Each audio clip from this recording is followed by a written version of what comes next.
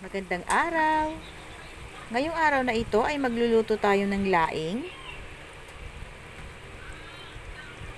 Pero ang gagamitin natin dito ay itong talbos ng San Fernando or ang tinatawag na talbos ng gabing Amerikano. Hindi ko po alam kung ano tawag nito sa inyo.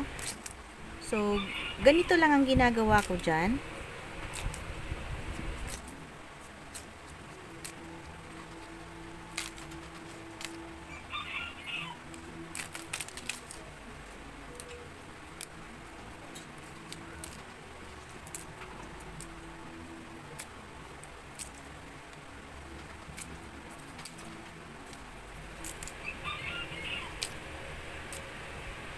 So, itong part nga po na ito ay hindi ko na yan sinasama.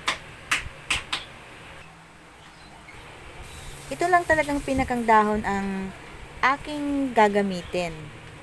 Ngayon nga ay meron na akong pinalambot na konting baboy at isasama ko na nga dyan ang iba pang mga sangkap. Siyempre yung ating malabnaw na gata, yan ang ating uunahin.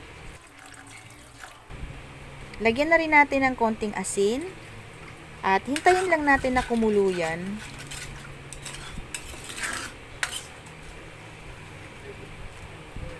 Saka lang natin ilalagay ang mga dahon.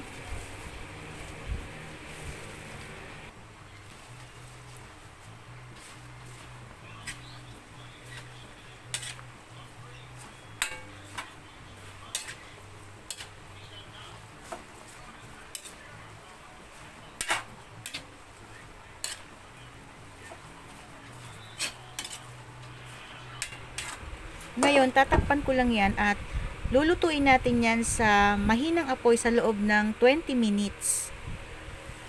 After 20 minutes nga ay ganito na ang itsura.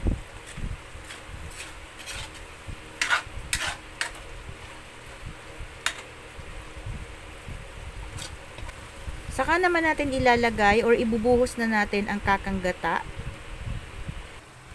Timplahan lang natin ng konting asin kung medyo kulang pa sa alat, konting paminta, at kung ano ang available ninyo sa bahay na pampalasa.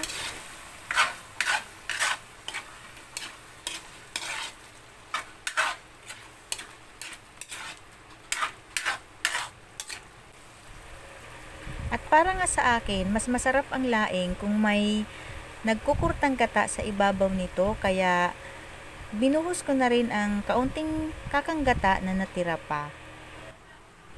So, pagkatapos nga ulit ng mga 5 minuto, okay na ito. Maraming salamat!